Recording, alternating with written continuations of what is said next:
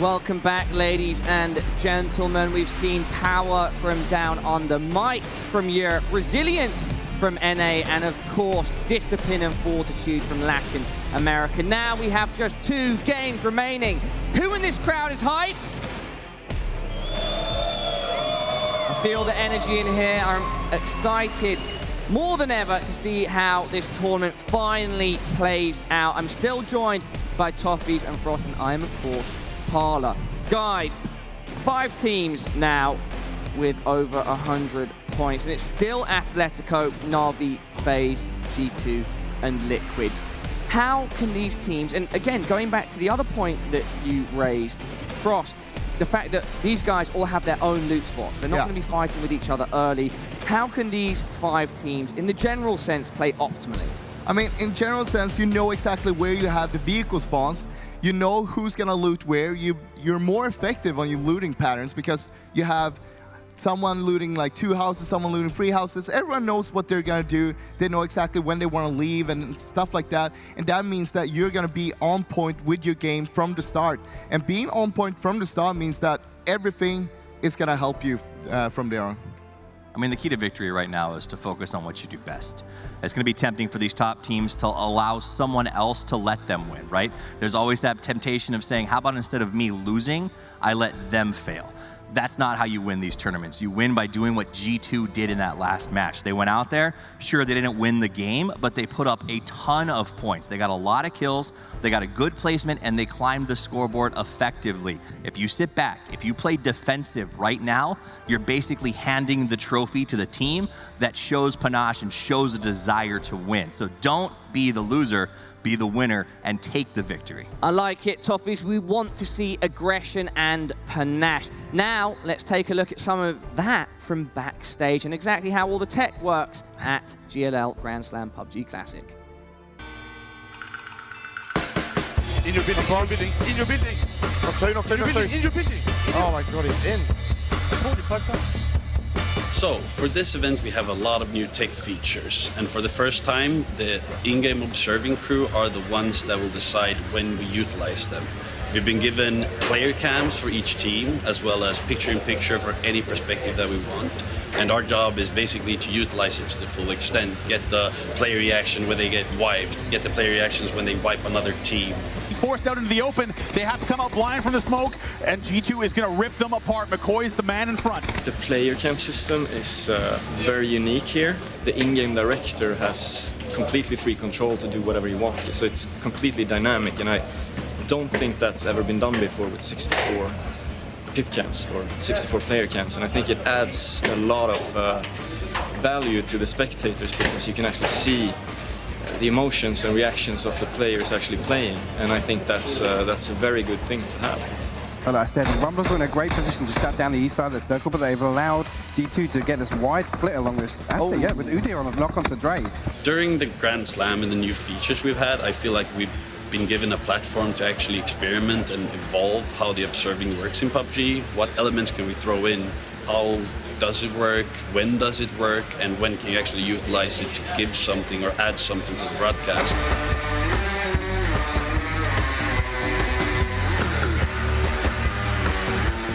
The backbone of everything is very complex, but the way we set it up for the observers and the main in-game director is so it's very easy to execute, and it's complete freedom for the in-game director to do whatever he wants. It's been so good to have this chance to make this happen, and for future events I think we can do this even better to evolve it actually, and I'm looking forward to that. Nice. Good shit. Okay. Good shit, boys. Let's go, boys. Let's go, boys. And most of the feedback has been positive, so I feel like we're actually taking huge steps in developing the observing for Battle Royales further, and it just makes me happy to be a part of all this. Oh, tries to get the spray down, caught out, he gets taken down, Harold, now it's all on Jensi, surely in the 3-1, the headshot comes in, and Bitloff will take it, they get themselves the win. Talking about backbones, production are always the backbone of whatever is happening at an event. Black Molly and Ansvar on his observing crew have absolutely smashed it, so a big shout out to them. I mean, you got to give a lot of love to Ansvar. Everybody sort of has learned that name in terms of top-notch observing, but a lot of what he does comes at the right hand. Wilhelm, the guy, if you ever see a cinematic shot of a grenade beautifully lobbed, it's him. His fly cams are amazing. Moleman X-Pro telling them where to go and what to see. They've built an all-star team, and I think it's only 7 or 8 compared to 20 and 25 that we've seen in the past. These guys know the business. They're working so tight together, and they know each other so well, and they know exactly what they want to show. So they're making it look so easy for anyone to do that job. A little bit like Navi's making it look easy to win these tournaments, but the reality is it's all about knowledge, figuring out what your opponents are going to do before they do it. In that last game, they did that from the bottom of the hill. They saw the movements, they predicted the way FaZe and Liquid would end up fighting each other, and then they made the move at the right time in the right place, and that's how you raise the trophy. Yeah, and one of those opponents you mentioned, FaZe Clan, is the team that we are about to focus in on. Currently 3rd in the table. They've had a good tournament, to be at this point and have been competing at the level they have. It goes without saying they've put a lot out there, but now they need to, I think, follow what you've been saying, Toffees, with regards to taking some affirmative action. That last game, they were pretty passive late into the game. It still kind of worked in their favor to an extent, but can we expect to see them come out now with a bit more action? I mean, that's what you need to see from FaZe, right? FaZe is best when they are the tip of the sphere, when they are moving as a phalanx and just destroying. We used to make jokes about when they'd get angry at being behind, and it was like a search and destroy line where they were just in a straight line, knocking bushes down and flushing everybody in front of them, and that's what I want to see now. We had the old FaZe Clan. They won everything. Everyone wanted to be the FaZe Clan in PUBG. Now, they didn't win anything for a while. They made some roster changes, and they won PL. Phase 2, and now they're here and they want to win this as well. Absolutely. Uba has been a spectacular pickup for these guys. He's absolutely phenomenal, and he seems to really be in his zone right now, and maybe taking a little bit of wrath out on Na'Vi as he knows the guys, he knows how to play against them, and I think he's bringing a little bit of extra pizzazz to FaZe with that fragging potential. I mean, he went from Na'Vi to FaZe Clan. He was also the only player here that have won a GLL before, the GLL Season 1. Something about FaZe Clan as a whole is that they've become, I guess, in a sense, famous for fielding international teams in their esports and content creation lineups. And these guys are exactly that. They're international from different places, but the communication with them is still massively on point. Whenever the camera's on them, you can see them talking, discussing, and looking positive. Talking about communication, our casters are ready. Matrim and Moses, take it away. Thank you so much, Paula. And we are down to just 2 games remaining, and it's time to focus in on the top 5. We are tied atop the leaderboard. It is so close in the top 5, and it is the penultimate game coming up. I mean, it is so close towards the top of the leaderboard. Right now, separating out 1st and 2nd is just kill counts. That's the way you want a PUBG series to end. It's going to be edge of your seat from here on out. And I got to give, we keep talking about FaZe Clan, Liquid, everybody else, Athletico. These guys, though, these guys are playing with so much heart. They know that their region's pride is at stake right now. If they can walk away and manage to steal a region spot from EU right now, that would be huge for them. The gorgeous trophy down on the stage, all players' eyes moving towards it as we only have a couple of games left. Now, we talked about Athletico, about how the last 6 games, well, up until the last game, they had played 6 straight games on Miramar. And now their first game on Erangel doesn't go that well, and they're tied. This is, even though they've had a Cinderella run in this tournament, a ton of pressure to deal with as we move into this next game. Athletico needs to come out and show all the skill that they've shown in the previous games, not quake under pressure, and keep it together. I think that's the big story for Athletico, just like you're talking about. Can they manage to hold it together whenever the pressure just continues to mount? Can they fight themselves out of these clutch situations that they're going to need to do? Because let's be honest, Na'Vi right now and FaZe are after them. It's got Team Liquid just tailing right behind that as well. Now it's time to jump into the plane. We're headed back to Erangel, the penultimate game. Are you ready? Oh yes, here we go. 3 more seconds. Plane path is gonna be a little bit rough for anybody that wants to go back over towards the east, but only 2 games remain. Are we gonna see anything spicy yet, Moses? Sometimes I want to sound like Macho Man Randy Savage. Oh yeah, oh yeah. Let's do this thing north to south. We're headed over Severny, down through Primorsk. Again, a pretty easy plane path. And we got to wonder, will we see a maybe military circle in one of these situations? That would throw a wrench into things for sure. But my eyes are now going to be on FaZe. This is where they always seem to come alive when they're just maybe a couple of points out of that first place position. If they can have a good game here, they could take this whole thing. Military circle. Second to last game. Oh, You are cruel, and I love it. I'm trying to summon the sadness here. I mean, at this point, we've been seeing some pretty cruel circles. I wouldn't be surprised if this one actually falls anywhere along the plane path. So many of these players would just be happy at this stage. We keep seeing plane path into a complete opposite circle over and over again inside of this. That's what's led to a lot of these modifications. Look at FaZe Clan going back down towards from Morris.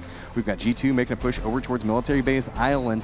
And really a lot more teams up towards the north end to play around it. I think Fuzz might be vying for a vehicle against Na'Vi, potentially on the southern side of the map. They're kind of staring at each other, and I think Fuzz is going to get the, oh no, he's going to hit the compound. Maybe no vehicle there available. I don't see anything on the road. I think Pokemaladoy is maybe wondering where his vehicle spawn is as well. I can't see in the trees, but Fuzzface is going to drop a little bit further away from his team, and he just wants to make sure that you know, he keeps it together. But let's talk a little bit with Fuzzface. Drop location, usually we try to get to where we want to loot initially, and sometimes that takes a long time. Maybe you have to drive for like a minute, and that results in you can't be early for the first circle. So you kind of have to strategize between being early for circles you can and playing maybe slightly more edge on some circles where you can't be early. So it's more like deciding how you want to play that specific game, because we don't usually play every game the same. Their flexibility in the early game, such a big component of FaZe's game plan. HC's going to come up to support, and Fuzzface going for the Vector. I wonder if he's been taking some notes from James. Is this starting to be the new meta? More DMRs, more SMGs, and Fuzzface? I mean, sure, he didn't have a lot of loot to work with there, so I wouldn't be surprised if he kind of counters out of that circle. Extremely friendly in towards plane path, so not going to see too much craziness coming into play, as really only about 5 teams need to make their way a couple 100 meters and make it in the safe zone. So really, it's just going to be fairly quiet at the start. Talking about SMGs, the upcoming patch is going to make body shots and even limb shots more viable as they basically get a loot or an overall damage buff. So I think some of the pros we've been seeing, James, and actually really only James, trying to go for the Vector. I think he's trying to get ahead, as you said, Matt, get ahead of the meta before it becomes a solid thing. And it would be an interesting shift as a game been so centered around the AR usage. And DMRs have always been around and competitive, but teams like Ghost have really clung, for lack of a better term, to the bolt action.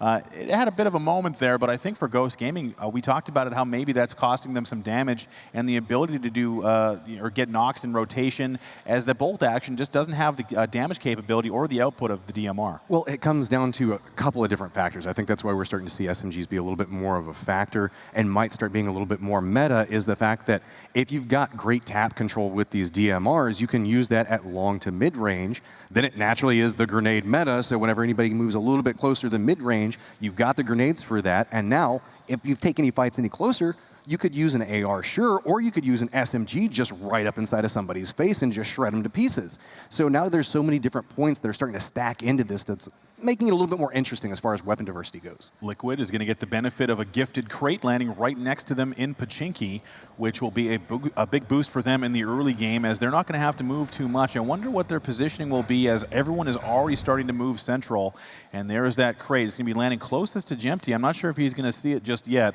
but that would be a massive bonus here in the early game. I believe the first crate of the game, yes indeed, the Groza with all the level 3 gear. That's a high level crate. See if anyone can grab that nice and early. But C9 already moving south. Atletico, the other team we really want to be focusing on, is already kind of scouting as they head south. But Matt, so much density already in the center of the map. What's kind of interesting about this, Team Liquid tends to leave Pachinki quite early, and now Cloud9 has been kind of sweeping back behind them and just trying to take over territory that used to be theirs. Team Liquid's not in too big of a rush to leave this time because they're right in the middle of the circle. So with this, could we see Cloud9 maybe overextend in? I think that they're still keeping an eye out, trying to see if anybody's moving around there. But I gotta say, Cloud9, this might not work in your favor if you decide to push into Pachinki this time. Worked well, I would say it worked medium well last game, but this game, not so great. Sometimes it's rare. You never know. But for Liquid, they're in 5th place currently, and it's not like it's too far out of reach for them to get back up into that 1st place position. But it is it's tied at the top, only kill count separating us. 1 point between G2 and FaZe, and then a 10-point gap between Liquid, or excuse me, a small gap between Liquid and FaZe Clan to jump up into that top 3 position. So with this next game, man, I would love to see Liquid just try and play a little bit more careful. Like we've seen Ibiza go down a little bit early in these games. That can't happen here. I mean, in the little trash talk videos we were doing, I was ribbing Team Liquid a little bit about how the fact that they sometimes end up with one member just in the center of the circle. But you have to give it to Team Liquid. They can somehow manage to turn what is a absolute detrimental position and survive through these miraculous odds just to buy a point here or there. And if we look at how close this leaderboard is, that very quickly stacks up. It's difficult to understand just how good these players are. Like we all play this game, we all spend time. Even if you're a high-level player, the top of this lobby is absolutely incredibly difficult. Any little mistake will cost you a potential team wipe. So for Liquid to be able to come from behind or salvage games where they lose a player or two early and still be able to get into the top 5 position, it really speaks to just how good this team is. Atletico coming straight through the gut here, Matt. That's very dangerous for them. They're making a pass right next to Red Canids, and it doesn't look like anybody's taking any shots towards them, but this is also putting them next to Cloud9, Team Liquid, Tempo Storm, and a moving Rumblers. Meanwhile, FaZe Clan opting to play along the west coast, in no rush to go to center at all. Wouldn't be surprised if we see them push up around Georgia Pool and maybe try to push towards the northern part of the circle. That's almost de facto FaZe Clan at this point. FaZe is just going to play this maybe a little bit slower in the early game. They don't really have an option to go dead center just yet, and they're going to recognize that. Come up north, maybe come in on the middle of the zone, just kind of chill for a bit as the circle does shrink. Pittsburgh Knights also coming on the northern side. SSG is going to make it across as well. Ghost, everyone is going to be on the southern side, Matt, so this is dictating on the second circle now. I think that's going to be the key factor in this. With as centered as everyone is, if we do see a hard shift, it's going to make it very difficult for teams that have been playing along the edge and trying to figure out how to rotate through this, especially playing this territory. This is what, like, the center of Erangel. This is what everybody knows best. It's a bit of a lull in the action here as Team Liquid just poking out, seeing if they can get some damage onto Bidloft. Looking at Uba, the damage he's been doing, incredible. 5,400 plus damage, the highest on his team, and maybe even tops in the entire tournament. Haven't had an update there in a bit, but Uba's damage being done with the DMR has been an absolute constant factor as he's just pressured teams into using their meds, depleting their armor, and that softens them up for team fights, but FaZe has been so good executing and winning. One thing I want to keep an eye on the map just a second ago, we saw Team Liquid is running a 2-2 split outside of Pachinki. And with as many teams that are playing around their locations, I don't think that we'll see too many people pushing those locations, but they're two very popular spots for teams to try to make a push towards. So if we suddenly see a very quick rotation from one of these teams, it could be detrimental for Team Liquid. The vision you get from the Pachinki hill that Team Liquid is using on the southern side is going to really allow them to defend as well, because the MT can see towards where Ibiza and Samty are. So the vision that they can provide each other, the info they can kind of share, is going to make it so that if someone does get crashed, they can support from distance. And that is the strength of this 2-2 split. The MT is kind of shading back towards his compatriots in the compound. And we're going to find G2 getting some pressure from Incognito as breaks go will kind of pass by, but the first shot's kind of landing there. I mean, there's not a lot going on with those shots going out. That's going to let Hell Yeah Brother know that somebody's over there next to him. New circle does pop, and you can see FaZe Clan's over towards the west as well as Space Station Gaming. Not a lot of teams having to move, so again, a very calm second game, and that's no surprise. Everybody right now knows every point is extremely valuable, so whenever you get a centralized circle like this, it's just trying to play it as slow as humanly possible. You do not want to make one of those mistakes against these teams. Well, when you have a circle almost do a consistent shift like we've seen, people stay alive longer, teams stay up longer, and that means there's less and less space to move, which means these rotations can receive pressure. So we've already seen H-Win taking some shots. Atletico actually going to be spotted by Ghost as well. This could be huge. Luke will go down first, and that's going to be 2 quick downs for Atletico, and the quick flushes from Ghost. Flood is in the vehicle still. They cannot help their team. A couple of third-party shots coming in from Cloud9 on the other side of that, but Atletico now knows they're in trouble, just on full-on retreat right now. And they're back towards the northern part of the circle, moving back over towards Rajak.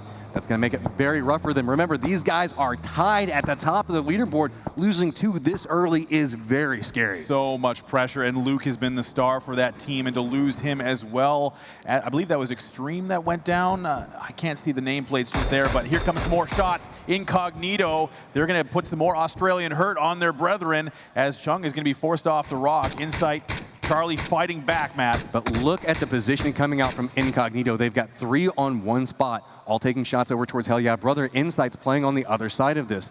So now he's kind of in the weak, dangerous location. Team Liquid looks like they've managed to regroup back around Pachinki, taking a couple of shots back over towards Red Canids.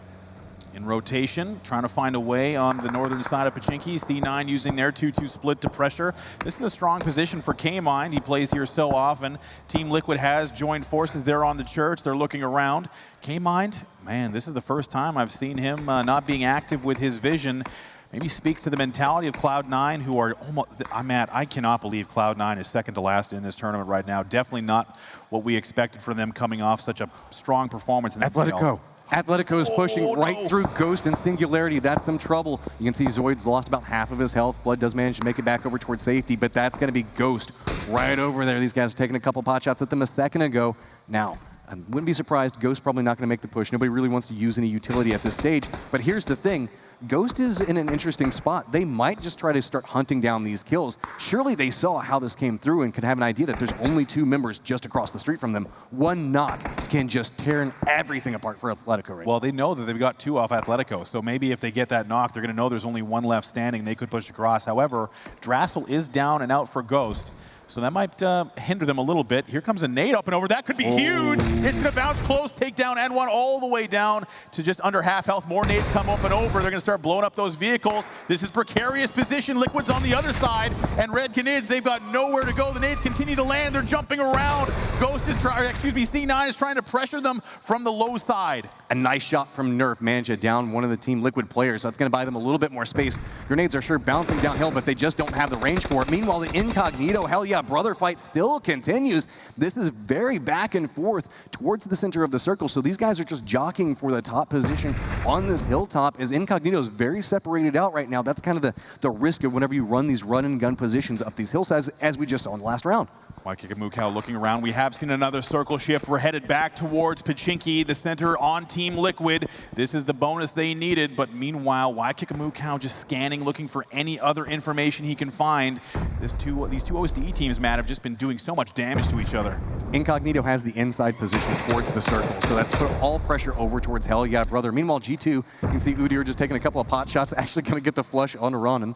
So, going to make it a little bit harder for the Incognito guys, but it's just been repeat down, back and forth coming between them. It feels like the fight that will never end over there. It's got to end sometime. They've got to come into the zone. Liquid moving into their stronger position. They're back in Pachinki. They've had to move about 15 feet this entire game, just kind of rotating back and forth along the southern side. To be fair, they are moving quite a bit for how little they actually truly had to move. Kinid's taking a couple of shots back over towards Cloud9, finally getting a little bit of separation out as Cloud9's going to firmly regroup back over next to Pachinki. And it feels like really it's just up towards the northeast where a lot of this fight's happening at. You can see Singularity's trying to get a little bit of separation out away from the Knights.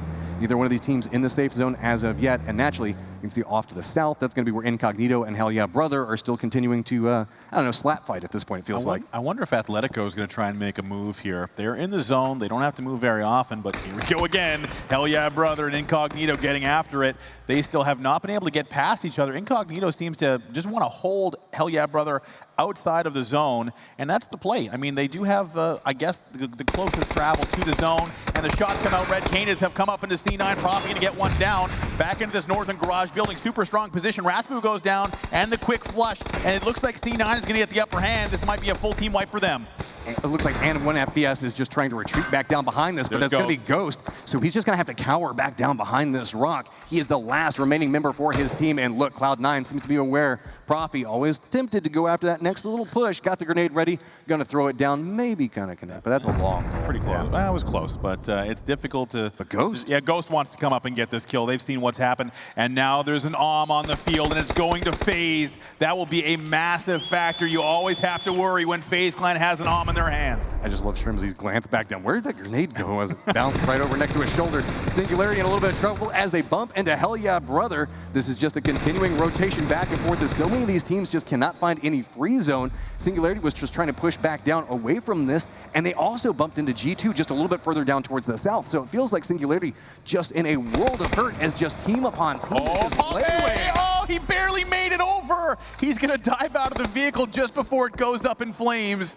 And Hell Yeah Brother, they're making a long trek, Matt. They've been in the zone for a long time, it feels like. Well, they're still not even close to the safe zone. They still have to move a couple hundred meters. Vasily taking a couple of shots back over towards Singularity now as it's just duck and cover continuing. Hell Yeah Brother has been in unrelenting fights this whole time just trying to survive, and Pome takes down Crush. This is just turning worse and worse for Hell Yeah Brother. They just cannot get a reprieve. They cannot catch their breath. I feel so bad for Hell Yeah Brother. They've just been like incognito bullying them on one side. They go south. Now it's Singularity basically waiting in the blue for them to move. G2, they're going to take the priority. They're going to go straight for a compound. It's going to be a mad dash. They're going to leave the Rumblers in their dust. And Incognito's moving the same way. I wonder if this is going to be another fight with G2. They don't have the man advantage just yet. Incognito has arrived, and it's only going to be breaks go on the interior. Fighting, so afraid to push back over towards Pachinki proper. Couple of shots from the outside from Bitloff is just going to open that up for Incognito. Just close the door and be like, I don't know what's going on here, but I'll be fine with what's happening. And there's the flush. Easy points there for Incognito, and they're going to pick up a couple of points elsewhere as now G2 is going to try and bring in reinforcements. Like Hikamu Cal just huddled down, aware that's a very dangerous location. You wanted an interesting circle, Moses. This is interesting. Talking about a military base. Well, how about a Pachinki finish? Pachinki Field's always a bloodbath in these situations, but all of G2, at least the remnants of, they've arrived in the barn buildings, and they're going to try and clear out who they can. It's a bit of a spread here from Incognito. One per building and one on the exterior and Insight. Joining in with the Rumblers, they've come into the zone. They're on the, well, they're almost in the zone, southern side. I really feel bad for Incognito at this point. I'm kind of curious. I don't think that they've been able to get to a spot to have a team not right next to them through the entirety of this game. Please, stop shooting me. They're trying their best, but they've been, you know what, they're still in it, kind of. They still have to make their way into the zone. Pame, he's found a new vehicle, but he has not found any reprieve yet as he's going to continue to move, and just like that, finally, Hell Yeah Brother will go down. And Pame, he's getting a lot of damage. He's got to keep driving, and the reload might have saved him as he dodges death. Once again, yes, he does. He gets away. Well, I mean, he's got away for now, but where do you even go at this stage? Because you can see Na'Vi, Tempo Storm, all pushing back over towards this little bit of a dip. So Tempo Storm over towards one side of it. With that reposition, Rumblers could actually come up back behind Na'Vi. So nice grenade toss could bounce up around this angle. Bestalock just trying to run up the hill. Takes a little bit of damage, but the tree is still going to continue to provide a little bit of cover. Those nades ever present as they continue to fall and explode all around Tempo Storm. Na'Vi atop the leaderboard. They need to have this go well. Everyone looking their direction. The moving vehicle cover. The nades come out. Rumblers versus Na'Vi. The nade lands close. Aduzi's got to come around, but he's going to get taken down. They're being pinched. It's Tempo Storm on one side, Rumblers on the other. And Pome just driving in the background just because. Meanwhile, continue grenades go through. This is why SMGs are fine, Moses. Why do you ever need an AR? You just need grenades at this range. Just chuck a grenade, and when in doubt, now Na'Vi is going to contend with both Tempo Storm, and the prone comes out. Pokemolidoy goes down, and that's going to be the quick flush. Na'Vi is in a world of hurt. This is very, very bad for Na'Vi. They need to find some way to get out of this position. They're getting pincered from too many different spots. They are not even inside the safe zone as of yet. Bestalock's taking a lot of damage. He can just not leave this tree. It's Tempo Storm that's firing down from one angle, and even if they do manage to push away from this, there's Rumblers just to the north of them. Meanwhile, a quick update. Atletico found their way into Pachinki. They are nice and safe, and they are hoping and watching that kill feed as they continue to see Na'Vi taking damage. Bestalock, the zone is moving. He can't go anywhere. The zone's at his back. Maluk will take him down from Tempo Storm, and now the Rumblers are going to step up. They want a piece of the pie as well. Pame's there for some reason, and he's trying to bolt up close.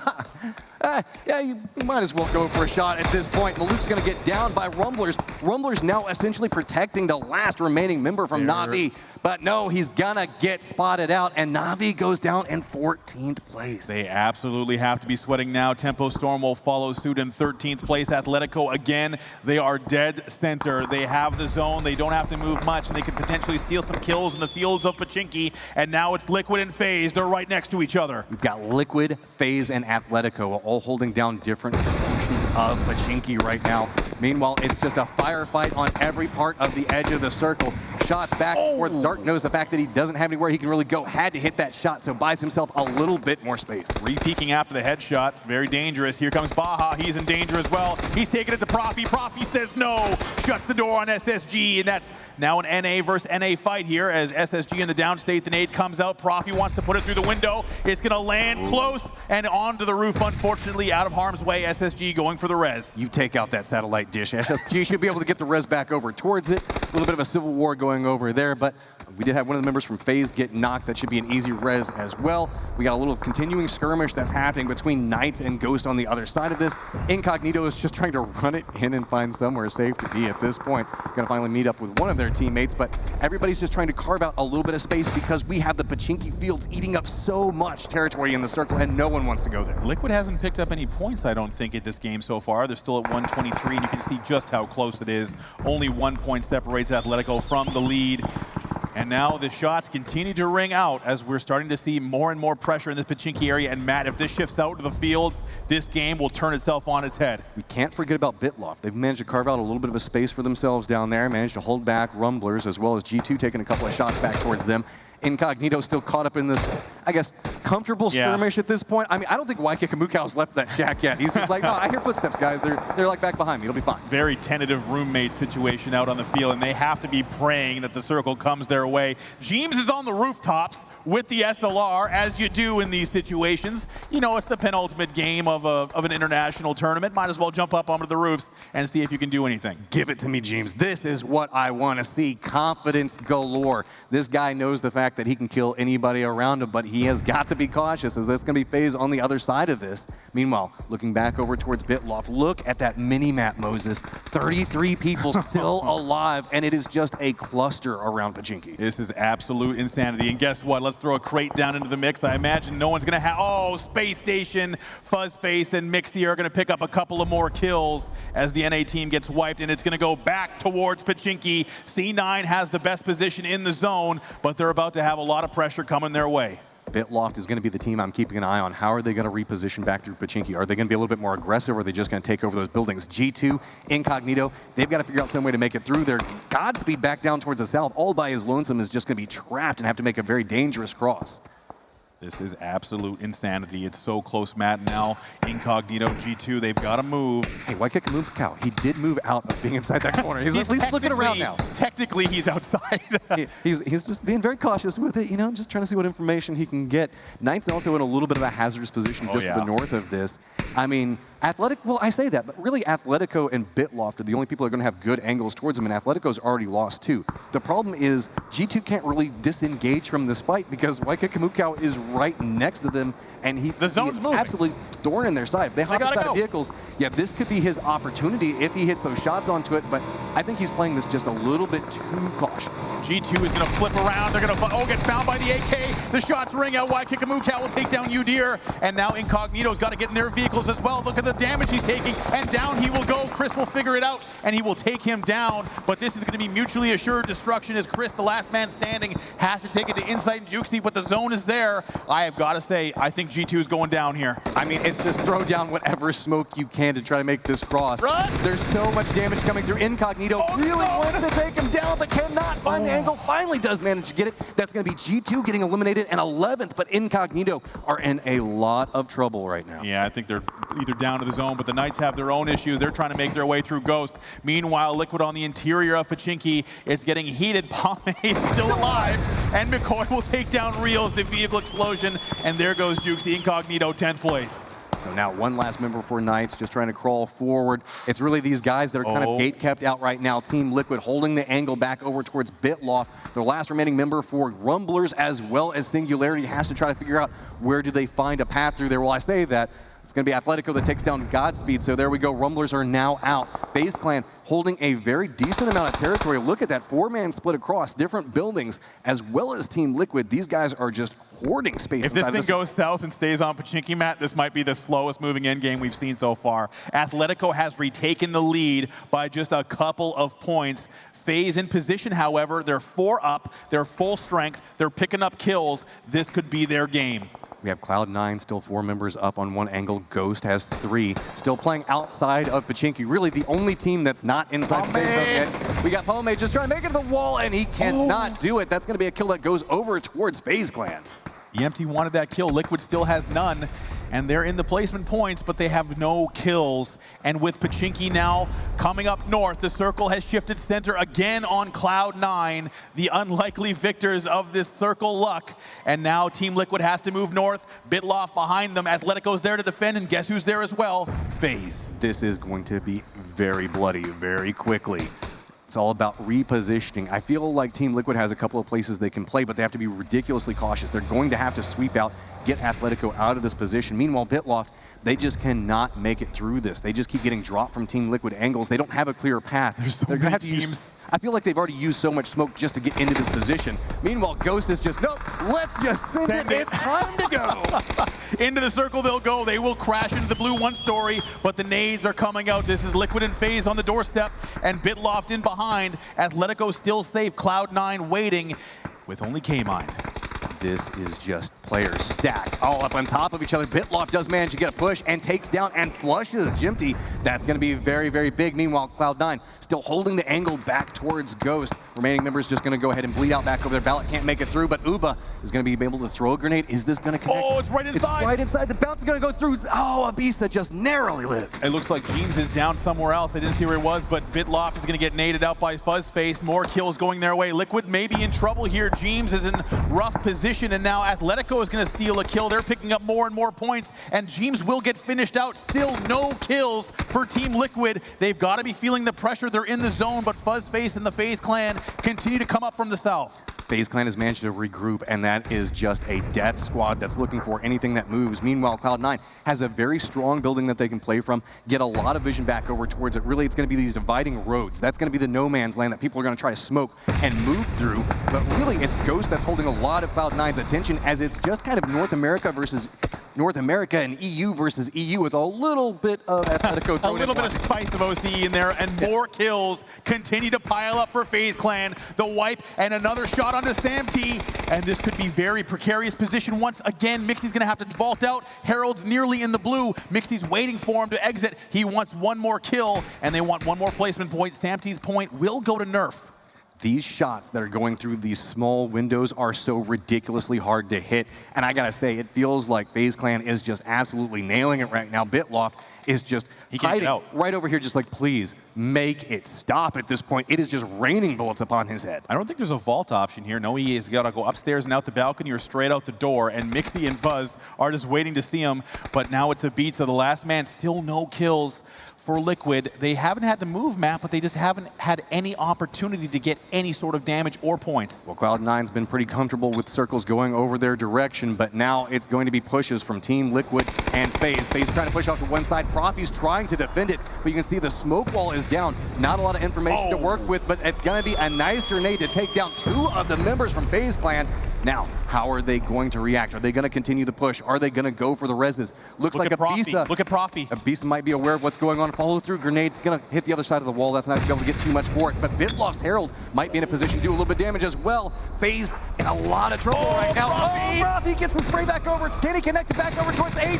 Gets another one down, but Profi does go down in exchange as well. Only Fuzzface up and alive. Abisa will finish off Uba, and there goes FaZe down in 6th place. They're teamed up on. They're wiped out. Now, Team Liquid, they have managed to carve their way into the safe zone, but it's just EB looking back over towards us. Meanwhile, Athletico's looking back towards Bitloft's remaining member. Ghost just passively chilling out, seeing what's going on. Bitloft does get taken out there. So now, Athletico has managed to survive against all odds. Team Liquid as well. This leaderboard is absolutely nuts right now. I'm sweating through my shirt, Matt. This is getting very real. This is the last circle. It's coming down to the asterisk, and now Cloud9, they haven't had to move nearly an inch, and they're trying to nade out Ghost Gaming. Meanwhile, Athletico having retaken the lead. All eyes are now on Abisa. He's got to make something happen. Liquid has had such a rough game, even though the circle's been in their favor. So now it looks like the push is going to come from Athletico back over towards Ghost. Smokes are now coming out, so they're going to have to figure out how they play this. The circle's coming in, so it's very, very hazardous at this point. This blue damage is going to hit like a brick ton. So they have to be very cautious as how they move through this. You can see Ghost already starting to respond. They can hear the footsteps that are around them, very aware of the smokes that's dropping next to him. Gonna go ahead and try to grenade that, but it's gonna bounce against the fence. Not gonna buy much space. And look, a crate? Zoid's actually being able to push through this. Nice terrain uses to buy a little bit more space. Zoid, I think, picked up that level 3 gear. That would be, he did indeed. Oh, he's going my right God. at Ghost. He's gonna step up and around, but he's gotta be so careful. He's fully boosted, but his health is low. C9 is watching as well. He knows it. He can't go that direction. And I think C9 has the closest spot to the asterisk. That means they're not gonna have to move nearly as much. It's Athletico and Ghost. So now we've got Shrimsy and McCoy holding different angles. Smoke galore right now. Vision is near on impossible. McCoy's opted into playing around the outside. Great play coming out from Ghost. Gets the spray down to one of the team kill! Atletico manages to survive through that. EB sees it, tries to get a couple of shots, but now he's just trying to use this as a reposition. Zoid hits a couple of shots back over towards EB, but now EB firmly aware of where Atletico is, and he knows this is the team he has got to get down before he dies. Now, we have to see, how is Cloud9 going to play this? They have the numbers, they have the angles, but it seems like they're perfectly content. That grenade bounces in a very interesting angle. That's going to stop Atletico right at the front of this. But Zoid manages to take down Eevee, buys a little bit more space. What do you have, Atletico? Can you fight your way through this and buy a little bit more time? No, he's going to go down to the zone. K-Mine gets the kill, and that's going to be a Cloud9 finally claims a 10-kill victory. That has got to be a huge relief. What the hell is going on in this series, Moses? It is going to be neck and neck every stage of the way, and we only have one round left to go. I gotta give it. Atletico, Team Liquid, FaZe Clan, by God, you are not stopping. They have got to feel so good. Ghost in the clutch, the team kill, the unlucky situation. There's so much confusion, there's so much noise, the smokes are down, and Atletico, they come and they claim another top position. Liquid was there as well. They didn't get a ton of kills. I would say less than 5 almost for certain, but they do pick up some pivotal placement points to keep them in the running, and I know it's going to be extremely tight headed into the last game. Here's the thing, Cloud9, not having been best placed as far as the leaderboard goes, is going to eat up a lot of points from that round. And so whenever you have these guys back down towards, I guess, the middle, bottom toward the leaderboard, let's be honest, Cloud9's back down towards the bottom, eating a ton of points, that means it's going to make it just that much closer up towards the top of the leaderboards as things just keep getting tighter and tighter up there. It's bittersweet for Cloud9. They feel disappointed, I know they do, and to have to come down and now have a winner's interview after having such a rough tournament. But this is a talented team. Yes, they had the circle, but they played the advantage when they had it. That is how top teams stay top teams. When you have the advantage, you have to play it. FaZe, however, they had a rough journey through Pachinki, and Cloud9 was the catalyst to them going out as early as they did. I mean, we saw that was pretty much Cloud9, Team Liquid. This is kind of their home territory.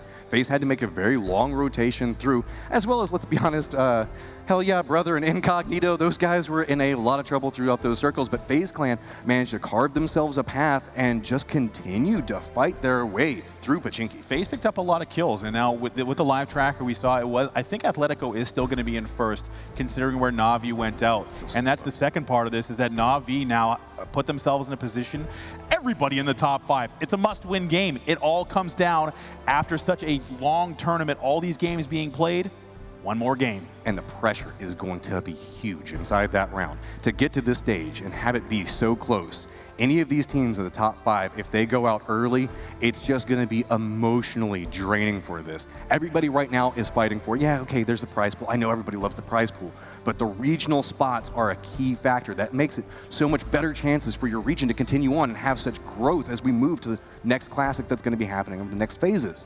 Meanwhile, Atletico, these guys want this so bad for their region. So much on the line, an extra place at the global tournament, the prize money and the prestige, but for now we've got Rachel standing by with Cloud9. Thank you guys so much. So excited to see you guys. Cloud9, you're a dominating team in the NPL, and I know things are different when we come across the pond and we've got to face a bunch of, I'm saying we, I count myself as part of the NA success over here. So what's going on over these past couple days? I think that we underestimated a lot of the teams here, like from OCE team, and they're actually like doing better than us, so we shouldn't have done that. But we definitely need to play better, and I think we've learned our lesson. And I think at least on the Worlds, I think we'll bring it back. Well, this is a match where you did play better. I was seeing the normal Cloud9. You were communicating, you were moving about the map in a commanding way. You had a great 2-2 split where you got on either side of Hell Yeah Brother. You're able to take them out. Talk me through some of your successes in this match. I mean, we took center position for a circle, and to be honest, we didn't have to move much. So I could go ahead and say what rotation we did, but to be honest, we got gifted. We gotta be honest here. Well, you were able to capitalize on it, though. Profi, tell me a little bit about your successes in this match as far as fragging out and as far as moving with your team. Well, I knew that we had to kill FaZe, which was they were smoking up, and like I had to make an aggressive push because I know that they're probably not gonna expect for someone to be outside, like getting aggressive on them while they were pushing.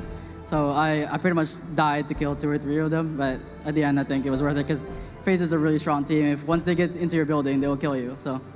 Absolutely, a lot of powerhouse teams here. And so I want to know, what are you taking away from this weekend? We are starting to see a stratification in our leaderboard where certain teams can come out on top and certain teams are playing for what? What are you boys playing for? Right now we're playing to just get better because like we don't have a chance at like a top placements. We're just playing to learn and get better and not repeat the same mistakes at Worlds pretty much. Well, any statements you guys want to make while you have the audience and the microphone? I'm good. I mean, thank you for your support. I'm sorry we're not performing as much as you guys would like to, but we're trying our best. Absolutely, still a team worth cheering for. Thank you so much, Cloud9, for your insights and your performance this weekend. Back to the desk, take another look at that match. It was a mature match. Thank you, Rachel, and congratulations to Cloud9 on securing that cheeky chicken. Guys, for me, I want to talk about Atletico because that was such a crucial game for them. They actually lost 2 players very early on, and I think they adapted the right way. They became a bit more passive. They sat back and then started to work their way into the game positionally until at the end they could capitalize. I think within the last 5 minutes or so, they'd worked their way up to 5 kills. Toffees, do you agree or disagree? I don't want to fully disagree. I think that there was maybe, it looked like it was passive play, but for me, it was very active. It was intellectual play. They lost the guys on the split. They were north of Ghost where they lost their 2 partners. And what they were in a good spot for that circle, but they weren't mid-circle. So normally Ghost was expecting these guys to make their next rotation as the blue marks off and the next phase happens. They rotated a minute before the phase changed. They blew past Ghost in the open, but Ghost wasn't ready to stop them because they weren't expecting it. They crashed into Pachinki. They got a good hiding place. They were making the moves early, and they were thinking ahead of their opponents. And that's why they looked like they were passive, because they just got there first and tucked in. Ross? Not only that, but they also positioned themselves on the northeast side of Pachinki, which is one of the best sides, because from there you can work your way through towards the field. You can see people. If someone's trying to come in from the field, you can shoot them down before they can reach you. And it's not a hotspot itself, not like the flat top that we saw C9 on. That's where you're going to see people crash on. So, as Toffee said, an intellectual choice there to play from there. Thank you, guys. Let's jump into things in a bit more detail now with Toby downstairs for our breakdown. Thank you so much, Paula. What a crazy way to finish the second to last game. And I want to take you guys into a moment of the game that I believe a lot of people were sitting up in those booths praying to the lords of PUBG that they were going to get some circle luck their way. We're sitting here. This is circle 2, moments before the 3rd circle pops. And I'm going to go straight into it. Look at this moment right here. I've drawn up in red for you on your screens. These are fields, open fields that sure you can drive your way through them, but you do not want to find yourself in any of these areas. And if you think about it, you don't want to be in Pachinki either. So this is a whole lot of this field and this circle that is arguably unplayable terrain. Teams know this. There's not a lot they can do. G2, they're already pushing their way up forward, and a foot race commences. 2 teams trying to make their way, and it becomes Incognito and G2 at the same time. They realize double bonds open and available. We need to get it, and we need to get it now, because we are not going into that city. That's where you get suicidal. So they send it up. It becomes a cluster of a fight. G2 ends up winning it in the end of things. And if we take a look at the clip here, just really quickly with our amazing eye tracker, look at what we have on our screens with the clip. If we get it up, I guess, nope. In any case, it's a hard place to play from. It's really, really difficult to hold that spot. You cannot just sit tight, even though you have hard cover. You need to constantly run around, make sure that you have the vision that you need, and make sure that nobody else is coming for you after, because you don't want to go into that city. We'll take a look at the other clip, if possible, and see exactly what's waiting for you in that city. Just pause it here for a second. You guys can, for yourself out there, if you're here in the arena itself, start counting. We're in phase 4 at this point. There's still 4 more teams left to crash that city. How many buildings do you see open and available for teams to crash? I would not want to be anywhere near there. But fortunately, when it going the way of Cloud9, they should be happy with that. That's it from me, Paula. Back to you.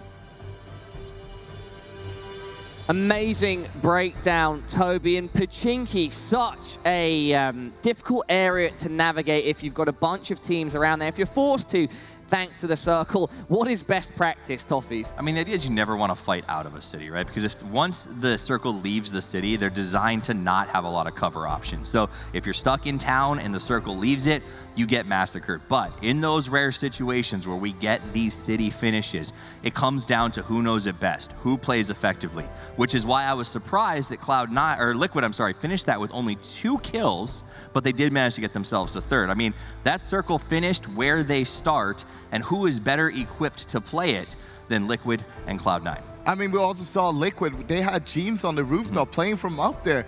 Now, Cloud9, they took one of the strongest positions to actually play from. That flat top itself is so strong. And we also saw a similar ending in PL, actually. And I feel like the teams from PL, Liquid, FaZe, they had a little bit of an advantage. They know exactly how to play it last time. But Profi, with that push he did, that flank, no one was expecting it. But it's a typical Profi move.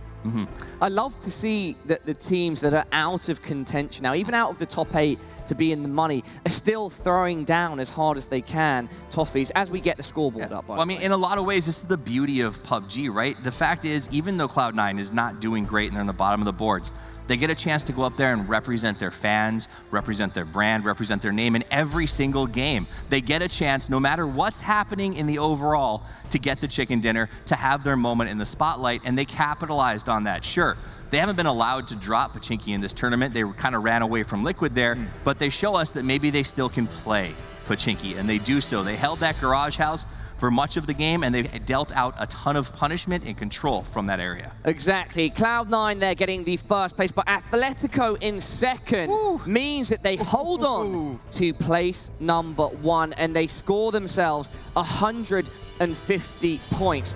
FaZe Clan are in 2nd behind them, increasing their position. And yeah, it's a story of the top 5. At this point, if you're Liquid, you need a 20-point game and Athletico to bomb and the other teams ahead of you to have a rough time. It's going to be so tough going into this final match, guys. And don't forget that the tiebreaker will be the kills itself. Right now, FaZe Clan, they have more kills than Athletico, and this might mean that they might take it all home. Speaking of kills, looking at the kill leaders, Athletico is now 1 and 2 on that board. Luke at 29. Zoid made after an amazing trade out with Ghost. Remember, they only got that 2nd place because Ghost sort of had them at those cars coming off the box, but he was able to turn, exchange fire, and take them down, and that puts him up to 28. But that is a stacked kill lead grouping, and what you want to do if you're Athletico right now is not leave the door open for FaZe. You want to make sure you get as many points as you can so that kills don't come down to the tiebreak. Indeed. Guys, at this point in the tournament, we're at the very end. We've got 1 more match to go. Which teams do you think thrive the best under this pressure? I mean, I would long have said FaZe, right? This is FaZe's. This is what FaZe does. They rise up when they're catching up, and they strike down the people in front of them. That said, Athletico has surprised me again and again, and I know you, Froz, promised them you would do a shoey after this tournament if they won. So I think that they've got a little extra motivation to take it down. Well, remember when Athletico said that they were looking up towards the other teams, they were the big boys. Now, Athletico, they are leading the run. They are the big boys themselves. Indeed. Well, I'd love to see Patrick doing a shoey, but only time will tell if Athletico can stay on top of the leaderboard by the end of our final match. Ladies and gentlemen, this is it. Do not go anywhere. We'll be back for it after this break.